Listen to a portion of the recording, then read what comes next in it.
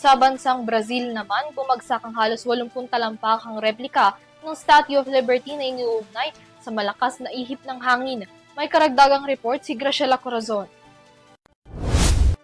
Bumagsak at nasira ang unahang bahagi ng replika ng Statue of Liberty sa bansang Brazil.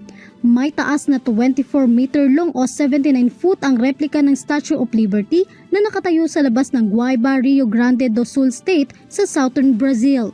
Ayon sa ulat, tinatayang nasa 80 to 90 km per hour na malakas na hangin ang humampas sa naturang estatwa. Nakuhanan pa ng video ang unti-unting pagbagsak ng rebulto sa isang bakanting parking area. Wala namang napaulat na nasaktan sa nangyaring insidente.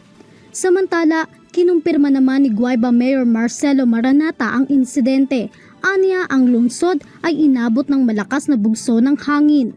Kasalukuyan din daw nitong nasaksihan at sinusubaybayan ang naging sitwasyon nito bago pa man itong tuluyang bumagsak. Tiniyak naman ng Civil Defense at Secretary ng Infrastructure sa Brazil ang fully mobilized at kaligtasan ng komunidad.